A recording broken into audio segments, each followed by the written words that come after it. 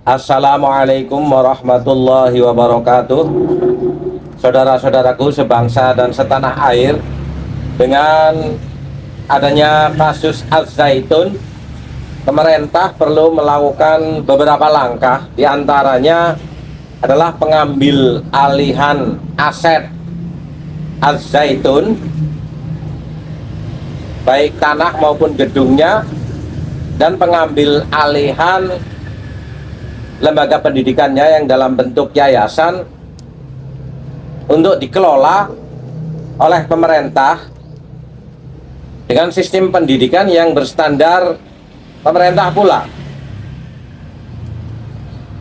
Karena sebagai sebuah lembaga yang berbadan hukum, tentunya ini tidak terlepas daripada keterikatan dengan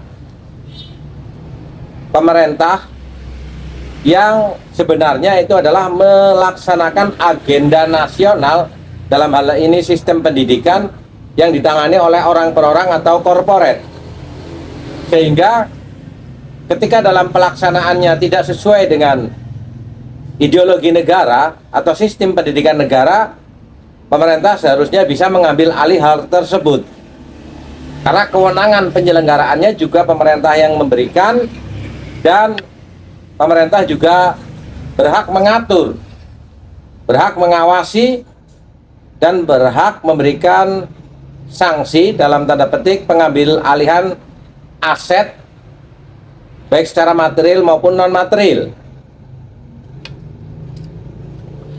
Ini agar tidak terjadi seperti Ingruki gitu kan, pimpinannya sudah melanggar hukum, di penjara, tapi masih bisa melakukan instruksi ataupun doktrinisasi terhadap sistem pendidikan yang berlaku di bawah kepemimpinannya. Meskipun kita juga sudah memberikan apresiasi terhadap langkah-langkah pemerintah yang hari ini sedang ditangani dalam persoalan administrasi, dalam persoalan pidana, dalam persoalan penyebaran ideologi atau ajaran-ajaran yang berlaku di Al-Zaitun maupun Panji Gumilang itu sendiri. Tapi kalau ini kasusnya hanya diangkat secara person, Panji Gumilang, namun secara kelembagaan Al-Zaitun juga masih berjalan,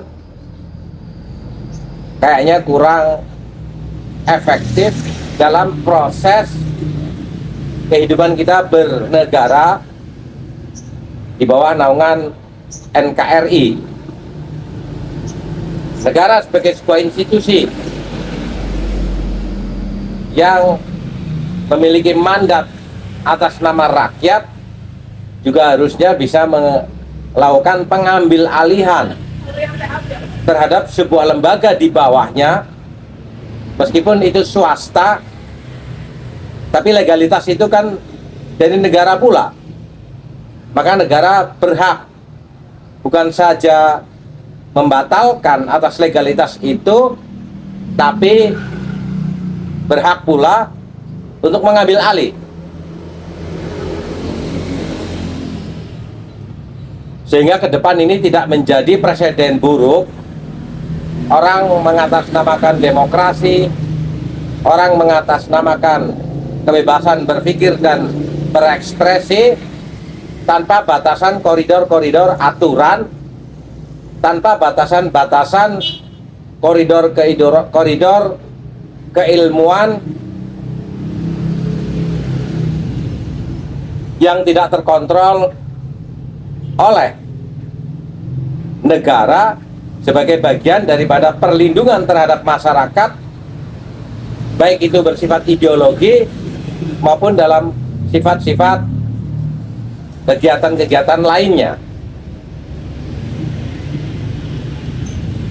Ini momen yang sangat tepat sekali bagaimana kasus Al-Zaitun bukan hanya saja kita bidik dalam persoalan pelanggaran-pelanggaran kemungkinan-kemungkinan yang ada di Al-Zaitun, tapi juga ini bagian daripada instrumen negara mengatur, menata kehidupan sosial kemasyarakatan yang lebih jauh lagi, memiliki kewenangan, memiliki sebuah otoritas untuk menjaga aturan main, untuk menjaga konsensus nasional tidak dirusak oleh hal-hal yang kelihatannya sporadis, tapi ini efeknya sangat meluas.